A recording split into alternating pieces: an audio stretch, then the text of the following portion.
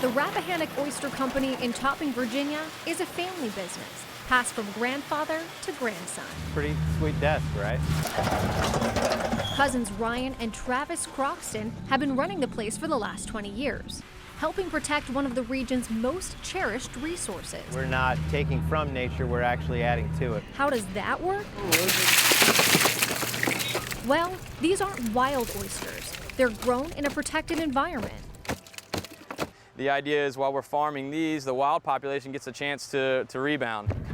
Patrick Oliver is one of the company's oyster farmers. He's helping the native oysters rebound from decades of disease and over-harvesting that depleted the Chesapeake's oyster harvest to less than 1% of what they once were. It's work that thousands of lives depend on. Without the oyster, you don't get these effects that allow for a healthy ecosystem. According to the Chesapeake Bay Foundation, adult oysters filter up to 50 gallons of water a day each. With fewer of these natural cleaners, all aquatic life was at risk. But thanks to oyster farming, that's starting to change. Rappahannock's operations happen across 150 acres of the Chesapeake. Most of the action happens beneath the surface.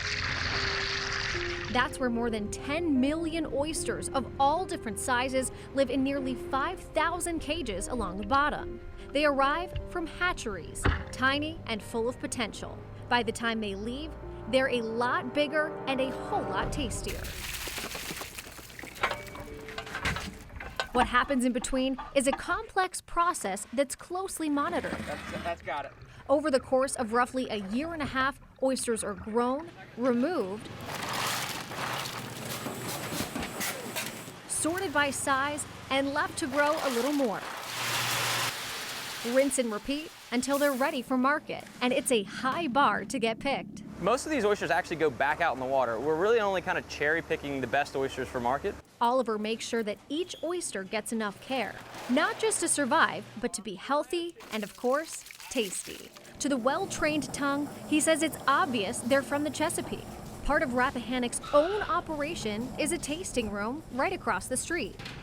But accessibility is important too, and one of Croxton's top priorities. We also want to be able to make oysters affordable and available to just about anybody.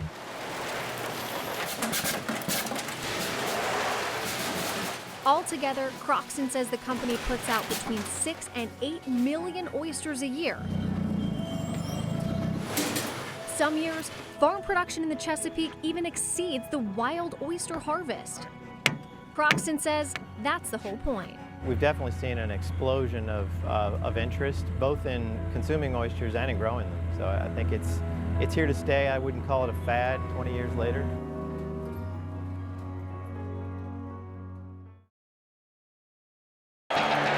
For the first half of the season, the Washington football team looked to quarterback Taylor Heineke as its commander under center. His job has rested heavily on being mentally and physically fit enough to thrive on the gridiron. For Heineke, the foundation of his success begins here. We're bulletproofing their bodies so that they stay out of harm's way. Their bodies feel better, so they walk away from the workout feeling almost like it was therapeutic. This isn't your average gym with your average Joes. This is Georgia Sports Performance in Sewanee, Georgia, about 30 miles north of Atlanta, where Dr. Joel Seedman trains dozens of professional athletes, including Heineke. All I do is apply the science, and the science speaks for itself. And when you apply the science correctly to the human body, the athletes can see things start to change. A fitness trainer with a PhD in kinesiology, Seedman's workouts are centered around science. Seedman uses specialized weight training methods that build muscle and strength using a functional stability and mobility program. Instead of just doing a bench press, going fast and just coming up and down all the way to their chest, we go down slow and they go to 90-degree positions. They feel that 90-degree spot where there's maximal tension, maximal muscle activation, and then they explode up from there. Seedman calls it 90-degree eccentric isometrics. It's a specific lifting technique that Seedman first used on Heineke 6.5 years ago when he was preparing for his NFL Pro Day, but dealing with lingering injuries.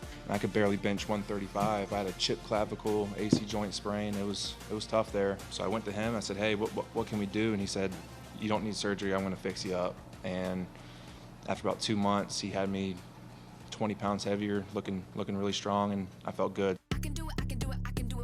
For Taylor, a lot of shoulder stuff. So we still had, you know, the basic foundational squats, basic foundational explosive movements that I would have every athlete do, but we had to tailor to make it more specific for his style. When it comes to training NFL athletes, Seidman partners with skills coach Earl Williams. Seidman focuses on building strength, while Coach Earl works on football mechanics, footwork, and throwing, something he's been doing with Heineke for 13 years. See, my thing is not just tell him, but teach him. And, you know, he's a pro now, you know, so you just remind him that your body's out of position this way. From football to strength training, what this duo is doing, Seidman calls the holy grail of fitness. Now, with nearly 400,000 followers on Instagram, Seidman's workout videos recently caught the eye of actor and former NFL player Terry Crews. You got to go where the pros go, because there's always a magic in the recipe, so to speak. And you got to go where if you find out everybody's eating there, there's something good, you know. And that's what's up with Joel. That's why I keep continuing to go back to him every offseason, and he's a big part of why I'm still in the NFL. Blending science, skill, and a mindset of success, Heineke, like Crews, eats up Seidman's winning recipe, putting it all to the test and practicing what Georgia Sports Performance preaches on Sundays.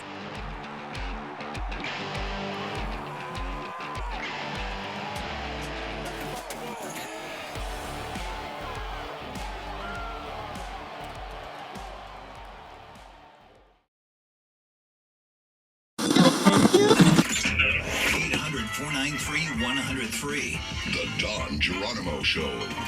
Big 100. Don Geronimo, I'm here, I'm queer. Good morning, everybody. 8:30. Tell me how it feels to be back in town. It feels great. Yeah. I think I have a little bit of perspective this time. Got 819 at Big 100. The lady from Channel 9 is here, taking my picture. You say hi? Hello. Hi. I left Washington in 2011, 12, 13, somewhere like that. I've been gone 10, 11, 12 years. I frankly thought, Tony, that my time in radio was done. After Frida died, I got myself together. I got remarried, moved to California with CBS until they sold the company and they fired everybody. And then I was really having a hard time finding a radio job, and I gave up. I had actually given up and thought, well, the industry passed me by, and then Big 100 called me. The music sounds best on Big 100, your favorite radio station. I'm grateful. I like to think I have a little better perspective than I did before on things. Well, I want to tell you, I've been listening, and the thing that comes through to me more than anything else, you sound happy. I am. You really sound happy. I am, as dumb as it sounds. It's the only thing I know how to do. Yeah. Being a disc jockey. Yeah. Doing mornings back here in DC, it's a dream. And as always, the best stuff on this show doesn't come from me. It comes from you guys, my wonderful mouth breathers. 6 months ago, I honestly would have cut off my left arm if you said, you can go back to DC, you can do morning radio, they're not going to tell you what to do, and you're going to have the time of your life. Hey, I told you animals, stop with the spoilers. Was it harder to do radio in this cancel culture environment? Not at all, because it gets back to the same basic rules of radio. Entertain, don't lose the license. Before, it was pretty easy not to do the license because you could go right up to the line.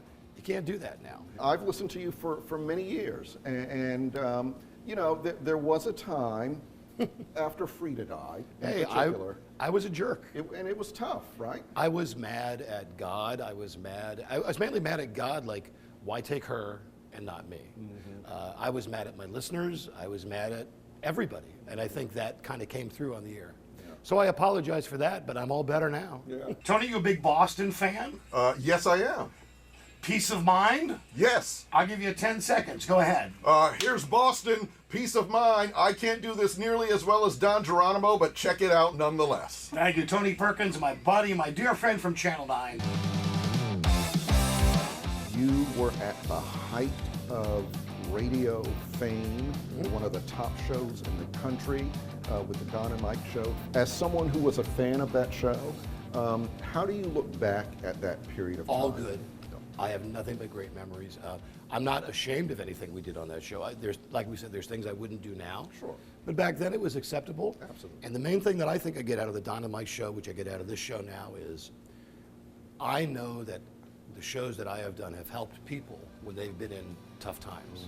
And that probably is the best thing that I got going for us. 8:34, guys. Don Geronimo right here on your Big 100.